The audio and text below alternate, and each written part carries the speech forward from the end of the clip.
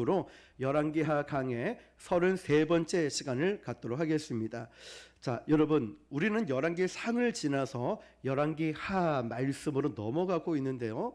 어느덧 말씀을 듣다 보니까 또 열왕기 상과 열왕기 하에는 엘리야가 나오고 엘리사가 나오고 여러 왕들이 등장하는 걸 보면서 그동안에 설교도 많이 들었을 텐데 퍼즐처럼 다녔던 것들이 이제는 뭔가 조각에 맞춰지는 그런 느낌 아닌 느낌이 얼핏이라도 들 것입니다. 그렇게 되면 우리는 굉장히 말씀을 잘 듣고 있는 거예요. 왜냐하면 다음에도 또 복습을 하고 다음에는 또 이 말씀을 들으면 그 말씀은 그때 이 말씀이었구나, 이게 생각이 나고 이해가 되거든요. 그런데 수십 년을 말씀을 들어도 그 말씀이 도대체 무슨 말씀인지를 도무지 이해가 안 될 때가 있습니다. 여기 갔다 신약 갔다 구약 갔다 앞에 갔다 뒤에 갔다 이러다 보니까 그런 거죠. 자, 그래서 우리는 이제 열왕기하 벌써 이제 33번째 강의 말씀을 듣다 보면은 오늘 이 말씀은 평소에 사실은 잘 듣지 못한 말씀일 수도 있습니다. 왜냐하면 사실 이 9장부터 나오는 말씀이 쉽지 않은 말씀이거든요. 설교로 풀어내는 것도 쉽지 않은 부분입니다. 그래서 오늘 이 말씀은 저는 진도를 확 나가서 어떤 유식한 용어를 쓰면서 많은 것을 가르쳐 드리기보다는 어떤 한 곳에 포인트를 맞추어서 말씀을 좀 풀어가고자 합니다. 그 제목이 바로 이거예요. 하나님 말씀을 무시하면 더 좋을 것 같은데, 어느 정도 이제 이 말씀의 결론은 머릿속에 다 잡혀 있지 않겠습니까? 자, 그러면 말씀을 좀 볼게요. 열왕기하 9장에 보면은 너무나 참 거대한 역사이자 또 이 지명도 좀 낯선 지명이 또 등장하기도 합니다. 그리고 정치적으로 봐도 좀 복잡한 느낌도 들어서 설교 말씀을 듣다 보면은 삼천포로 빠져요. 이런 얘기 삼천포 사람이 굉장히 싫어하더라고요. 이제 사천시로 통합됐다 이러면서 말씀을 듣다 보면 갑자기 졸음이 오거나 딴 생각이 들기도 합니다. 왜냐하면 굉장히 또 생소한 단어들이 등장하기 때문이죠. 그렇다고 우리가 이 열왕기하 9장이 어렵다고 이걸 건너뛰어 버릴 수는 없지 않겠습니까? 그래서 이 배경에 대해서 잠시 좀 설명을 드리면서 말씀을 좀 나누고자 합니다.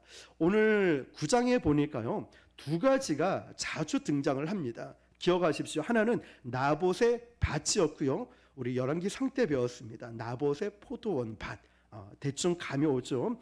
자, 그리고 여러 사람들에게 이 단어를 줄곧 많이 씁니다. 어떤 단어 문장이냐면 평안하냐, 평안하냐, 이 단어, 이 문장을 자주 물어보는 장면이 9장에서 등장을 합니다. 11절에도 보면 예후가 나와서 그의 주인의 신복들에게 이르니 한 사람이 그에게 묻되 평안하냐. 17절에도 보니까 한 사람을 말에 태워 보내어 맞이하여 평안하냐 묻게 하라. 19절에도 보니까 예후가 이르되 평안이 내게 무슨 상관이 있겠느냐, 내 뒤를 따르라. 22절에도 예후야 평안하냐 하니 대답하되 내 어머니 이세벨의 음행과 술수가 이렇게 많으니 어찌 평안 있으랴 하더라. 그리고 31절에도 보니까 예후가 문에 들어오매 이르되 주인을 죽인 너 시므니요 평안하냐 하니, 유독 9장 말씀에 평안하냐라는 문장, 단어가 등장을 자주 합니다. 자, 평안하냐라고 물어보기도 하고 거기에 대한 대답을 하기도 합니다. 그런데 그 밑바닥에 보면은 엘리사 때 열왕기 상에 나왔던 나봇의 포도원 사건을 대충 어림짐작을 할 텐데요, 근본이 깔려 있다는 거예요. 자, 우선 이스라엘이 평안하냐라고 물어봤을 때 이 평안의 정체가 뭐냐면 하나님의 언약 안에서 모든 것이 원래 자리로 회복되었느냐, 이 뜻입니다. 자, 하나님의 언약 안에서 모든 것이 원래대로 회복되었느냐, 이게 평안하냐의 뜻입니다. 자, 원래 히브리인들이 묻는 이 평안은요, 관계적인 평화를 얘기하고 있는 것입니다. 그래서 예수님께서도 부활하신 후에 두려워 떨고 있는 제자들에게 첫 번째로 빌었던 이 복이 뭐냐면 너희에게 평안이 있을지어다. 살아가면서 우리에게 제일 필요한 복이 있다면 그 중에 하나가 평안의 복일 것입니다. 여러분, 우리가 돈을 아무리 많이 가지고 있고 또 호화로운 곳에 잘 먹고 잘 살아도요, 그냥 즐거운데 어떤 불안과 두려움이 있으면 아무리 좋은 곳에 가도 마음은 늘 불안합니다. 잠을 못 자요. 5성급 호텔을 가든 어디 여행을 가도요, 집안에 문제가 있고 건강에 문제가 있으면은 마음이 절대로 편안하지 않다는 것이죠. 그래서 어쩌면 우리가 잠을 못 자는 이유도, 우리가 어떤 걸 해도 늘 불안과 근심, 걱정이 있는 이유도 마음속에 평안함이 없기 때문이죠. 그래서 어쩌면 우리에게 정말 필요한 복 중에 하나가, 하나님께서 우리에게 주시는 복 중에 하나가 바로 평안의 복인 것 같습니다. 오늘 저와 여러분에게도 불면증이 사라지고 평안하게 잠을 주무시고 또 삶이 평안한 은혜가 있길 주님의 이름으로 축복합니다. 자, 성경에서 말하는 이 평안은요, 관계적인 개념이라고 했죠. 그러면 제일 먼저 누구와의 관계가 기초적으로 회복되어야 할까요? 그렇죠. 당연히 하나님과의 관계입니다. 여러분 생각해 보십시오. 우리가 사람과의 관계는 참 평안한데 하나님과 나와의 관계가 뭔가 좀 어색하고 멀리 떨어져 있을 때 우리 마음은 결코 평안함을 누릴 수가 없어요. 그런데 사람과의 또 어떤 인간관계에서는 어려움이 있어도 수직적인 하나님과 나와의 관계가 평안하면은 우리는 그 관계의 어려움조차도 맡길 수가 있다는 것입니다. 왜냐하면 하나님께서 저와 여러분을 창조하실 때 하나님의 언약 가운데 평안하도록 창조가 되었기 때문에 그렇습니다.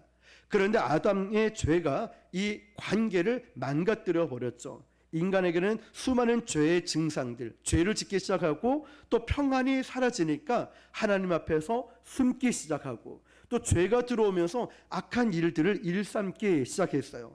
우리 일상에 하나님과 우리 인간과의 관계가 깨져버린 거죠.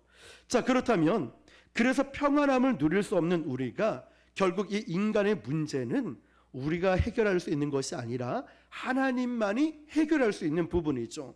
하나님만이 이 관계를 회복할 수 있습니다. 그런데 우리는 어떤 노력이나 철학적으로, 방법으로, 헌금이나 봉사나 이런 것들로 채우려고 하지만 절대로 그것으로 채울 수 있는 게 아니죠. 봉사, 섬김, 헌신 이런 것은 하나님이 주신 은혜에 우리가 어떻게 보답할고 감사의 마음으로 흘러 넘쳐서 하는 것이지, 은혜가 간당간당할 때 그 일들을 감당하면 내가 시험 들고 왜 나만 이 일을 해야 되지? 불평과 원망이 일어난다는 거죠. 그래서 주의 일은요, 봉사는 믿음으로 하는 것이고 뿐만 아니고 은혜가 철철철철 넘쳐나야 그 모든 일도 은혜로 감당할 수 있는 것입니다. 그래서 일보다 더 중요한 건 예배이고요, 어떤 봉사, 사역보다 중요한 건 하나님과의 관계라는 걸 여러분 절대로 잊지 마시길 바랍니다. 특별히 사명을 감당하시는 분들, 직분을 맡은 분들도요, 은혜가 없으면은 그 일을 잠시 좀 보류하고 은혜 받는데 더 집중해야 돼요. 기도가 회복되고 예배가 회복이 되어야 되고 그 안에서 받은 은혜가 철철철 넘쳐야 우리가 삭막하지 않죠. 우리가 어떤 일을 해도 넉넉히 이겨내죠. 자, 이런 것처럼 말이죠. 그래서 하나님은 이 관계를 회복시키기 위해서 누구를 이 땅에 보내주셨죠? 그렇죠. 예수 그리스도를 이 땅에 보내주셨습니다. 오늘도 보면 바로 그 예수 그리스도의 구속의 사랑이 어떻게 기가 막히게 이미지화되어서 그려지고 있는지를 우리는 볼 수 있는데요, 오늘과 다음 시간까지 나누어서 보도록 하겠습니다. 자, 그러면 오늘 본문을 우리가 전체를 읽지는 않았지만 지금 이 상황의 배경은 어디냐면 길르앗 라못이라는 곳입니다. 제가 지도를 준비했다가 그림이 너무 좀 작아서 좀 헷갈릴 것 같아서 조금 뺐는데요, 여러분 한번 머릿속으로 그려볼게요. 북쪽을 우리가 뭐라고 하죠? 이스라엘이라 하고 남쪽을 유다라고 부릅니다. 그리고 북이스라엘 위쪽 오른쪽에 아람이라는 지역이 있고요. 자, 그런데 이 아람이라는 지역이 북이스라엘과 남유다 사이에 있는 길르앗 라못을 자꾸만 이 땅을 차지하려고 공격을 해오는 이런 시점인 거예요. 그래서 길르앗 라못이라는 이곳에 북이스라엘 왕이었던 아하시아 왕이 있었고 남유다의 이 당시 왕이었던 요람 왕이 있었습니다. 이때는 우리 골육 친척 형제 아니냐, 평소에는 사이가 안 좋았는데 아람 군대가 쳐들어오니까 연합군을 이루어서 북이스라엘과 남유다가 하나의 군대를 이루었어요. 지금 아람이라는 이 공공의 적을 이제 처치를 해야 되고 싸워야 되고 길르앗 라못을 지켜내야 했거든요. 자, 그러면 쉽게 표현하면 2대 1이 된 거죠. 북이스라엘, 남유다, 아람만 이렇게 군대가 된 거예요. 자, 이런 대치 중에 누가 등장하냐면 지난주에도 나왔던 사람이에요. 예후라는 사람이 지금 길르앗 라못 쪽으로 오고 있는 거예요. 근데 여러분 지난주 말씀을 기억하십니까? 예후라는 사람은 북이스라엘 왕이 될 사람이거든요. 그런데 북이스라엘 같은 경우는 보통 싸우거나 전쟁을 하거나 쿠데타를 일으켜서 왕이 되었고, 남유다 같은 경우는 기름 부으심을 받았다 했죠. 그런데 북이스라엘 왕이 될 사람에게 특별한 케이스로 이 사람이 기름 부어서 왕이 되게 합니다. 하나님의 특별한 계획과 뜻으로 도구로 쓰임을 받았죠. 그 사람 이름이 누구라고요? 예후라는 사람이었어요. 예후라는 사람이 특별하게 기름 부으심을 받아서 북이스라엘 나중에 왕이 되는데, 도구로, 다시 말하면 악한 사람도 나쁜 사람도 안 좋은 환경도 하나님은 이 환경을 통하여서 나를 훈련시키는 거예요. 어떤 때는 질병으로, 어떤 때는 상처로, 아픔으로 우리를 진주로 되게 만들고 별이 되게 만들어서 사용하여 주신다는 거예요. 저도 지금 이곳에서 와서 보면은 그 전에 부곡동에 있을 때가 생각이 참 많이 나요. 왜냐면요, 저는 정말 스님한테 고맙다는 인사를 하고 싶을 정도로 어디 가서 간증을 하거나 설교를 할 때 가면 꼭 빠짐없이 등장하는 인물이 그분이거든요. 참 그때는 힘들었는데 지금은 간증의 대상 중에 한 분에 대해서 출연료를 줘야 될 것 같은 느낌. 그런데 지금 또 만약에 우리 교회가 하나님께서 은혜 주셔서 건축을 하거나 부흥하게 되면은 여기 있는 모두가 정말 우리 간증의 주인공들 되지 않겠습니까? 열심히 기도하고 열심히 전도하고 열심히 봉사하고 섬겼던 이 모든 과정들, 오늘 새벽에 나누었듯이 큰 교회는, 기성교회는 역사가 만들어진 교회이지만 우리 교회는 역사를 쓰고 있는 교회거든요. 그래서 여러분 한 분 한 분이 너무나 중요하다는 거죠. 하나님은 예후라는 사람을 통해서 이 악한 왕을 통하여서 아라 왕이 그렇게 독하고 악한 왕, 우상 백화점으로 만들었던 독한 왕이었는데 우상 숭배만큼은 예후가 더 아랍을 더 능가했다는 거죠. 자, 지금 이 예후라는 사람이 지금 대치 중인 곳 길르앗 라못으로 가고 있었습니다. 그런데 9장 앞부분에 보니까 이렇게 되어 있습니다. 선지자 엘리사가 선지자의 제자 중 하나를 불러 이르되 너는 허리를 동이고, 지난주 말씀 나누었죠? 허리를 동인다는 것은 뭔가 작정하고 이 일을, 새로운 일을 하겠다라는 결단의 의지를 보여줍니다. 이 기름병을 손에 가지고 길르앗 라못으로 가라. 2절, 거기에 이르거든 님시의 손자 여호사밧의 아들 누가 있죠?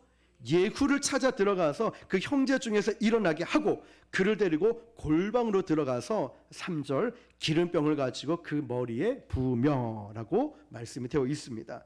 자, 9장은 독특하게도 말씀드렸듯이 예후라는 북이스라엘 왕이 될 사람에게 쿠데타나 싸움이나 이런 전쟁을 일으킨 것이 아니라, 음모를 꾸민 것이 아니라 기름을 붓게 만들었다라는 것입니다. 그렇다면 과연 예후라는 이 사람의 역할은 무엇일까? 9장 이후에 이 사람은 북이스라엘 왕이 될 사람인데 왜 기름을 붓게 만들고 과연 어떠한 도구로 쓰임을 받을 것인가? 자, 이런 퀘스천을 머릿속에, 마음속에 딱 담아두고 이제 말씀을 듣는 겁니다. 그리고 이 기름 부음의 공식적인 퍼포먼스를 통해서 예후는 왕이 됩니다. 자, 과연 예후가 어떤 역할을 수행하게 될 것인가? 우리 기대를 해 주시기 바라고요. 자, 이제 그 내용이 본격적으로 등장을 하는데요.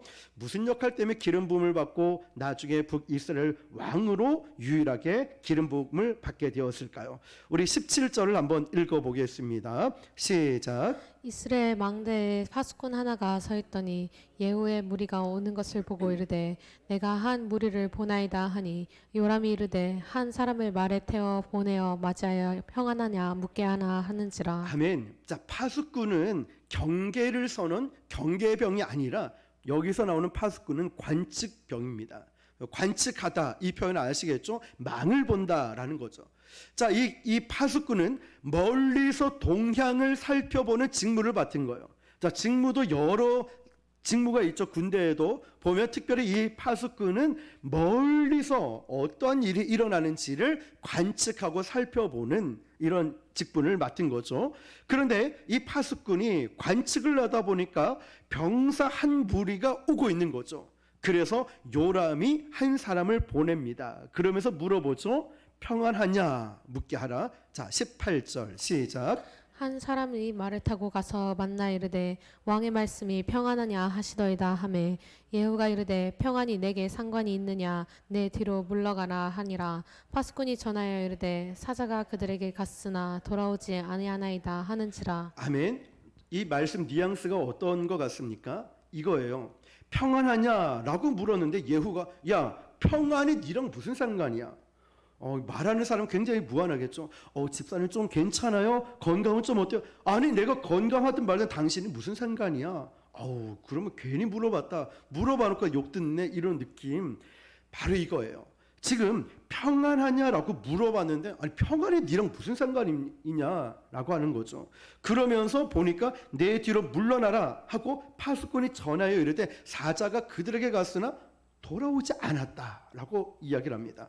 자, 조짐이 굉장히 거칠는 이 부분에 나오죠. 보낸 사자가 돌아왔습니까? 안 돌아왔습니까? 안 돌아왔어요. 이게 왜 이렇게 됐냐면 이 보낸 사자는 이미 이 전쟁의 판세가 어디로 기울었는지를 알고 있었다는 거예요. 그래서 요람이 보낸 사자지만 저 요람의 운명은 끝났구나. 이거를 직감적으로 알게 된 거죠.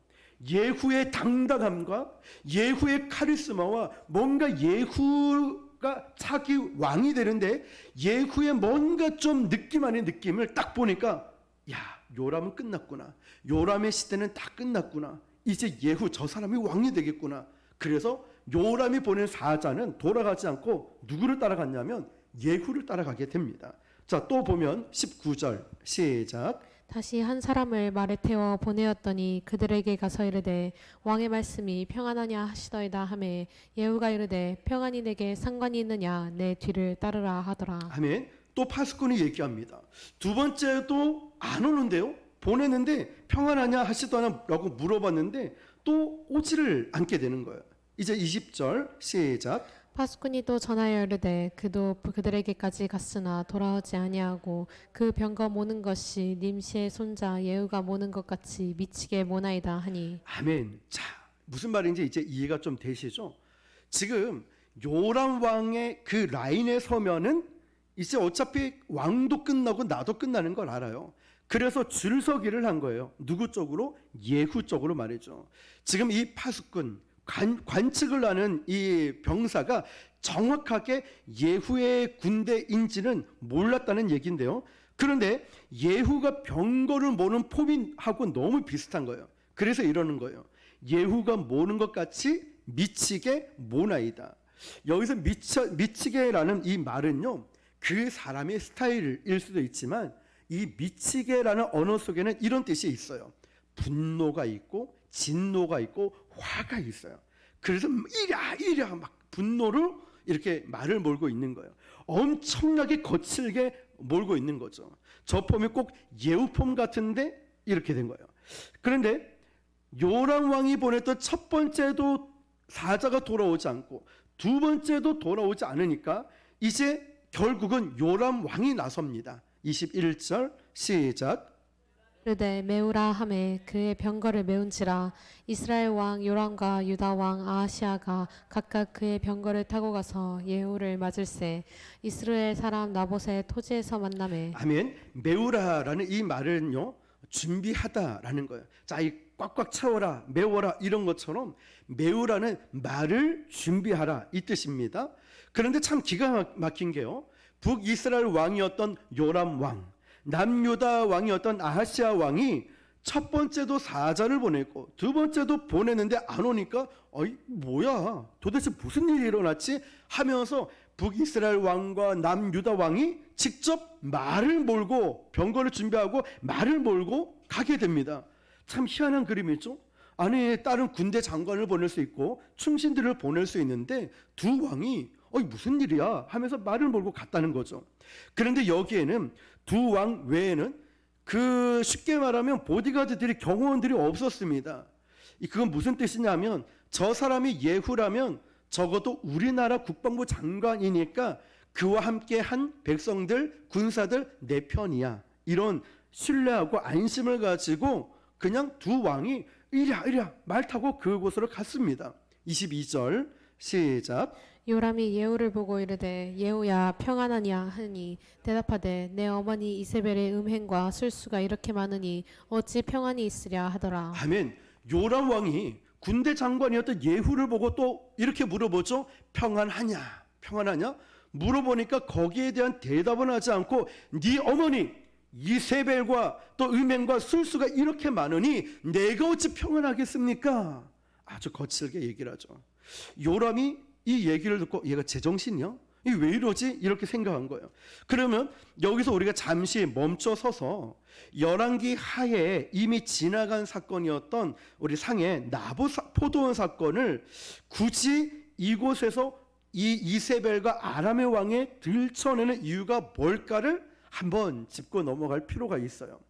그 어머니, 그 아버지 때 있었던 일 말이죠. 그러면 제가 읽어드릴게요. 열왕기상 21장 1절을 보니까 그 후에 이 일이 있으니라 이스르엘 사람 나봇에게 이스르엘에 포도원이 있어 사마리아의 왕 아합의 왕궁에 가깝더니 아멘. 이스라엘과 이스르엘은 다르다는 거 저번에 말씀드렸죠.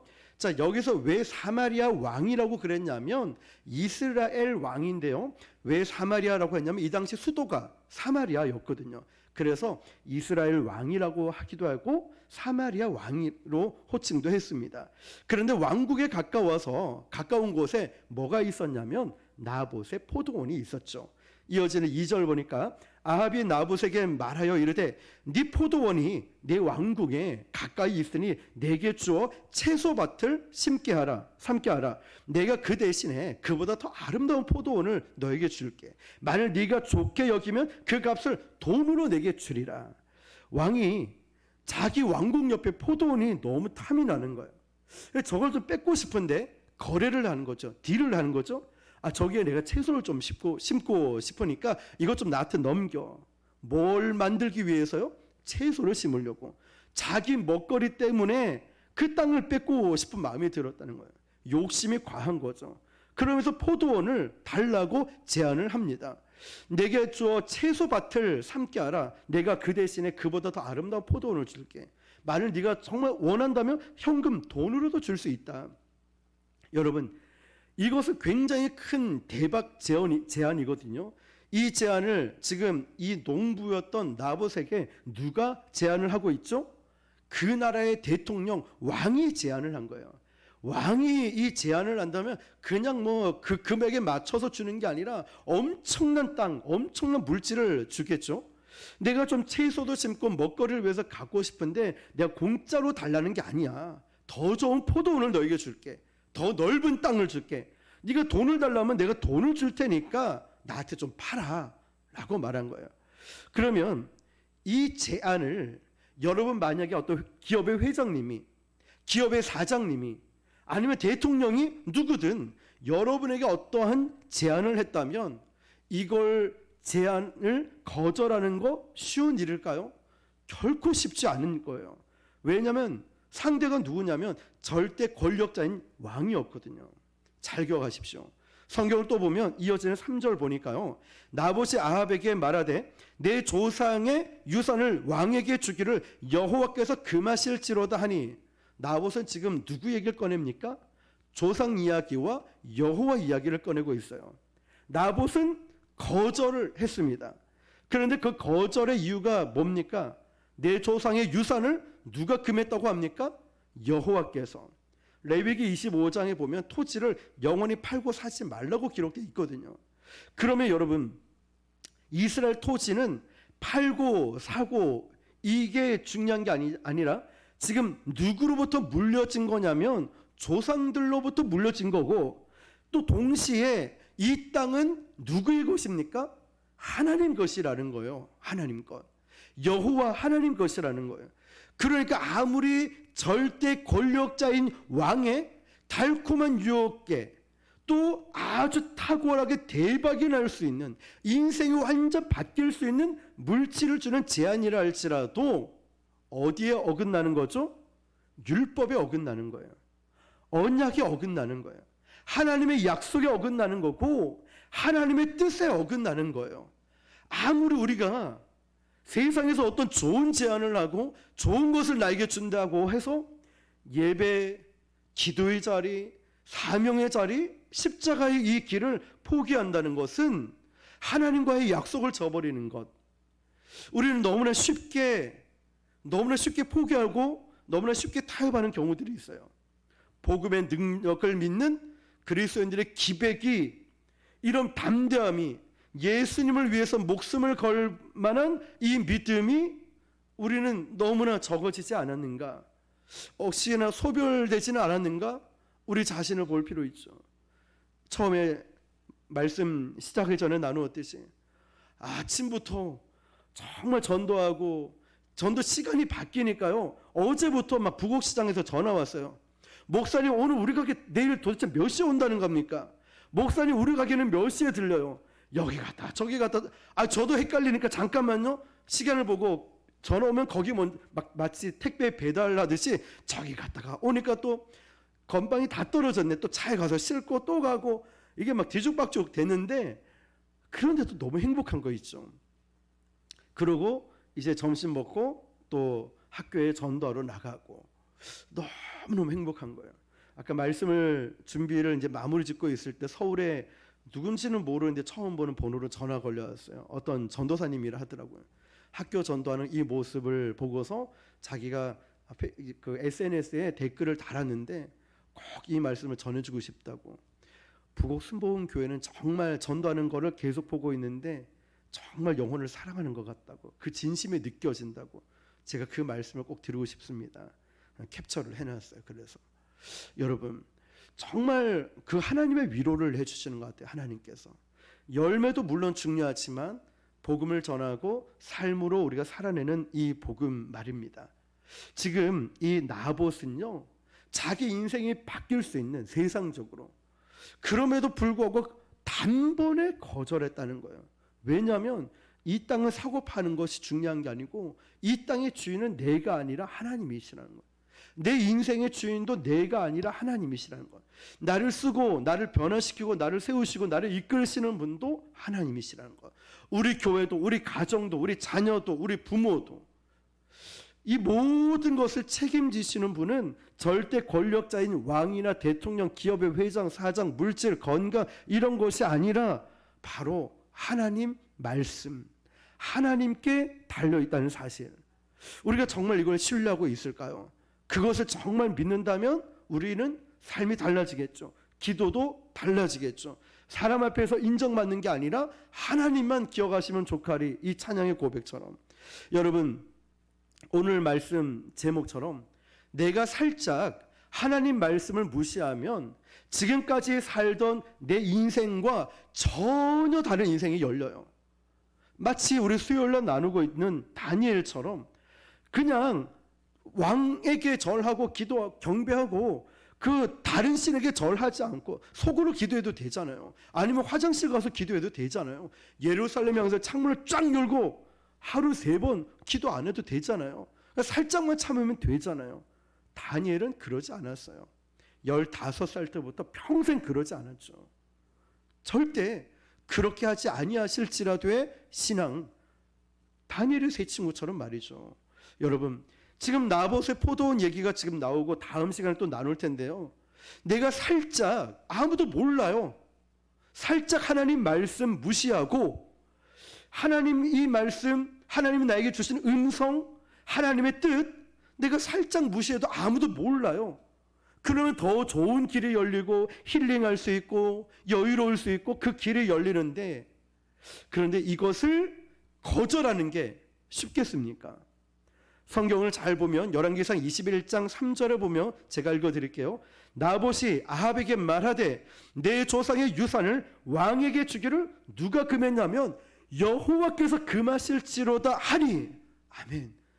여호와께서, 하나님께서 그렇게 말씀하시니까 그 말씀에 나봇은 목숨을 걸었어요. 그 말씀에 나봇은 운명을 걸었다니까요. 그 말씀을 두려워 떨었다니까요. 나봇이요, 이 유혹들, 이 거래의 제안을 거절한 이유가 바로 이것입니다. 여호와께서 금하셨기 때문에. 그런데 말씀은 말씀이고 현실에서 이게 쉽냐 이 말이죠. 쉽지가 않습니다. 마지막으로 이어지는 열왕기상 21장 4절을 읽어드리겠습니다. 이스라엘 사람 나봇이 아합에게 대답하여 이르기를 내 조상의 유산을 왕께 줄 수 없다 하므로 아합이 근심하고 답답하여 왕궁으로 돌아와 침상에 누워 얼굴을 돌리고 식사를 아니하니. 그러니까 단도직입적으로 나봇은 기도해 보겠습니다, 생각 좀 해보겠습니다, 저희가 하루만 좀 신가를 주실래요? 이러지 않았다는 거예요. 전혀 고민하지 않았어요. 고민할 가치가 없었거든요. 이미 여호와의 말씀이고 이미 이거를 거래할, 딜할 이유가 하나도 없는 건데 무슨 시간이 필요합니까? 시간이 필요하다는 건 인간적 생각이 많아진 거죠. 내가 왕에게 돈을 받으면 얼마나 줄까? 땅을 받으면 지금보다 몇 배는 큰 땅을 받을 텐데, 이런 고민을 하지 않았다는 거예요. 내 이윤, 내 이익을 생각하지 않아요. 내가 얼마나 피곤한지, 내가 얼마나 지치는지, 내가 얼마나 헌신해야 되는지 계산하지 않았다는 거예요. 나봇은 시간 좀 주시겠습니까? 기도 좀 해보고 생각 좀 해볼게요. 삑, 아닙니다. 즉석에서 단호하게 아니요 라고 응답을 했습니다. 이게 신앙인의 태도 아니겠습니까? 여지를 남기지 않았다는 거예요. 그 일말의 여지, 일말의 가능성도 타협하지 않았다는 거예요. 이게 신앙인의 모습인 거예요. 이게 지금 저와 여러분이 가져야 될 믿음인 거예요. 우리 교회가 이제 6년 넘어가는 아직 작은 교회이지만, 그런데 하나님은 자꾸 작은 교회라는 이 표현을 쓰지 못하게 만드는 것 같아요.